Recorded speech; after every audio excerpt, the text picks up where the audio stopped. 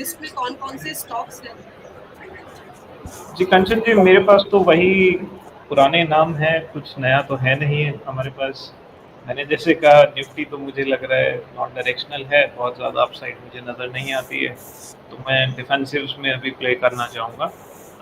Pharma and consumption, as I always say, खाओ पियो उसके बाद बीमार पड़ो, फिर फार्मा लो, दवाइयाँ लो, तो फार्मा सेक्टर का भला होगा। So pharma and consumption, and I wouldn't like to be stock specific in these cases. मैं यहाँ पे इस थीम को मैं ETF के थ्रू प्ले करना चाहूँगा, स्टॉक स्पेसिफिक नहीं होना चाहूँगा। एक स्टॉक स्पेसिफिक नाम, एक नहीं दो नाम बताऊँगा मैं आपको। तो एक नाम पुराना है जो कि मैं काफ़ी बार यहाँ पे रेकमेंड कर चुका हूँ और जो काफ़ी दयनीय स्थिति में अभी तक पड़ा था। पिछले एक एक महीने में अच्छा उसमें पिछले 15 दिन में उसमें अच्छा जंप आया है। वो नाम है कॉस्मो फिल्म्स, कॉस्मो फर्स्ट। इसका पहले नाम हुआ करता था कॉस्मो फिल्म्स, अभी कॉस्मो फर्स्ट हो गया है। सो ये फ्लेक्सिबल पैकेजिंग में है, और ये एक इनडायरेक्ट प्ले है कंजम्पशन पे भी, क्योंकि ये एफएमसीजी कंपनीज को, मेडिकल कंपनीज को और करीब करीब सभी इंडस्ट्रीज को ये सप्लाई करते हैं फ्लेक्सिबल पैकेजिंग। सो आप जो भी प्रोडक्ट खरीदते हैं उस पर एक रैपर आप देखते होंगे, वो रैपर बनाने वाली कंपनी है ये। और इस सेक्टर के अंदर फ्लेक्सिबल पैकेजिंग में BOPP एंड BOPET प्रोडक्ट्स के अंदर काफ़ी सप्लाई ग्लट आ गया था।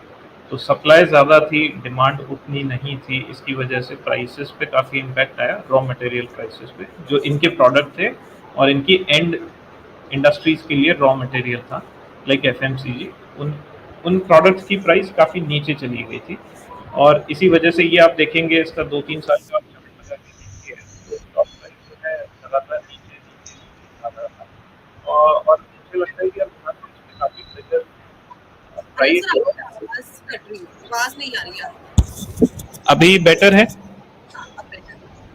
ओके, तो मैं ये कह रहा था कि यहाँ पे अब हमें थोड़े ग्रीन शूट्स नज़र आना शुरू हुए हैं। रॉ मटेरियल प्राइसेस भी इस कंपनी के लिए जो रॉ मटेरियल है वो ईज आउट होना शुरू हुई है, और इनके प्रोडक्ट्स जो अल्टीमेटली ये इंडस्ट्रीज में सप्लाई करते हैं वहाँ पे थोड़ा सा एक अपटिक देखने को मिल रहा है। तो इस कंपनी के अंदर हमें लगता है कि बहुत अच्छा, इस पर्टिकुलर कंपनी की ही बात करूंगा। सो एक तो ट्रिगर यही है कि इंडस्ट्री का साइकिल जो है वो चेंज हो रहा है। दूसरा मुझे लगता है कि इस कंपनी ने कुछ एफर्ट्स किए हैं अभी to move up the value chain. तो अभी तक ये कमोडिटी प्रोडक्ट्स बनाते थे, अब ये धीरे धीरे स्पेशलाइज्ड प्रोडक्ट्स जो कि हायर मार्जिन वाले प्रोडक्ट्स होते हैं उन पे फोकस करना शुरू किया है। ऑल्दो उसका percentage in terms of revenue contribution अभी काफ़ी कम है, लेकिन आने वाले दिनों में, आने वाले सालों में ये इंक्रीज होने के चांसेस है। तो मुझे लगता है कि ये काफ़ी अच्छा बेट है। और ये जो मैं जनरल इंडस्ट्री की बात कर रहा हूँ, ये करीब करीब इस इंडस्ट्री के सारे प्लेयर्स के साथ है। यूफ्लेक्स इसका एक कॉम्पिटिटर है, आप उसका चार्ट उठा के देखिए 3-4 साल का, तो आप देखेंगे कि वो भी नीचे आया है काफ़ी टाइम से। और इसी तरीके से दूसरे भी उनके कॉम्पिटिटर्स हैं, Polyplex is also their competitor. तो ये सारी ये इंडस्ट्री वाइड मैं कह रहा हूँ कि एक मूवमेंट हमें यहाँ पे देखने को मिलेगा। बॉटमिंग आउट चालू है, जारी है। तो कॉस्मो फिल्म, मेरी recommendation is only for Cosmo first. ये कंपनी मुझे लगता है बहुत अच्छे रिटर्न्स दिखाएगी। मैं स्पेसिफिक टारगेट्स नहीं दूंगा, लेकिन मैं ये ज़रूर कहूँगा कि इसको शॉर्ट टर्म बेट की तरह ना माने। ये थीम जो है, ये जो स्टोरी है, ये अगले 1-2 साल तक प्ले आउट करेगी कम से कम। तो इसके अंदर आप ऐसा नहीं कि मतलब 10% 15% इधर नहीं बना और उधर बन गया तो हम उधर शिफ्ट हो जाएं, उस चक्कर में कुछ नहीं मिलता है। तो मेरे ख्याल से ऐसे स्टॉक्स के अंदर बने रहना चाहिए। तो एक तो ये हो गया।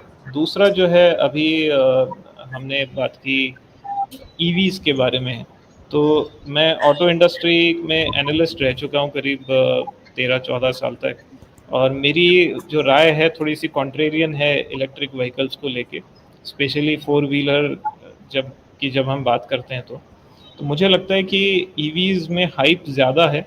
रिटर्न्स तो इन्वेस्टर्स ने बना ही लिए हैं, नो डाउट अबाउट इट, लेकिन अगर हम ग्राउंड लेवल रियलिटी की बात करें तो फोर व्हीलर इलेक्ट्रिक व्हीकल्स अभी तक ज़्यादा बिके नहीं हैं, और मुझे लगता है आने वाले समय में भी बहुत ज़्यादा नहीं बिकेंगे।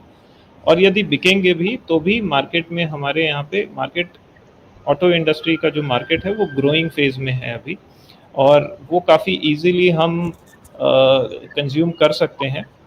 ओवरऑल जो इलेक्ट्रिक व्हीकल्स के काउंटर पार्ट्स होते हैं, इंटरनल कंबशन इंजन व्हीकल्स, जो ट्रेडिशनल व्हीकल जिनको आप बोल सकते हो, उनकी डिमांड भी बढ़ती रहेगी। ऑफ कोर्स हो सकता है कि उतनी ना बढ़े जितनी कि परसेंटेज टर्म्स में इलेक्ट्रिक व्हीकल्स की बढ़ेगी। लेकिन मुझे लगता है कि from a very large base, एक बहुत बड़े बेस पे हैं अभी ट्रेडिशनल व्हीकल्स, और वहाँ से अगर ये 4-5% की भी ग्रोथ दिखाते हैं साल दर साल, तो वो एक अच्छा मार्केट बनता है, जो हम सेक्युलर मार्केट जिसको कहते हैं, सेक्युलर ग्रोथ उसमें हमें नज़र आती है। तो यहाँ पे मैं बात करूँगा एक स्पेशलाइज्ड कंपनी की, जो कि जो कि इंटरनल कंबशन इंजन्स के लिए कंपोनेंट सप्लाई करते हैं। सो ये कंपनी का नाम है श्रीराम पिस्टन्स, और मुझे ये कंपनी काफ़ी अच्छी लगती है, बहुत अच्छे पेडिग्री का स्टॉक है। और यहाँ पे इस कंपनी ने पिछले काफ़ी सालों से एक अच्छा एग्जीक्यूशन का ट्रैक रिकॉर्ड रखा है, और मुझे लगता है कि ये कंपनी बहुत अच्छी है और बहुत अच्छा परफॉर्म करेगी। ऑलरेडी काफ़ी चल चुका है स्टॉक, लेकिन अगर आप वैल्यूएशन की बात करें तो अब देखिए, एक कंपनी जो कि अपनी कैपिटल पे 28% का रिटर्न निकाल रही है, वो अगर 19 के पीई मल्टीपल पे अवेलेबल है, तो आपको दिमाग नहीं लगाना चाहिए ज़्यादा, तुरंत ऐसी कंपनीज के स्टॉक्स को खरीद लेना चाहिए। और इसका मैं 5 साल का पीई रेशियो वाला चार्ट भी अगर देखूं, तो एक क्लियरली मुझे नज़र आता है कि अभी बहुत सस्ता तो नहीं है, लेकिन बहुत महंगा भी नहीं है, और पिछले 5-10 साल में जिस रेंज में ये ट्रेड कर रहा है, वहाँ से थोड़ा सा ही ऊपर है। लेकिन मुझे लगता है कि ग्रोथ काफ़ी अच्छी आने वाली है यहाँ पे, और मैनेजमेंट बड़ा ट्रस्टवर्दी मैनेजमेंट है। इन सारे फैक्टर्स को देखते हुए मुझे लगता है कि श्रीराम बिस्कुट्स में भी और वेरी गुड है। तो ये 2 रिकमेंडेशन मेरी तरफ से हैं।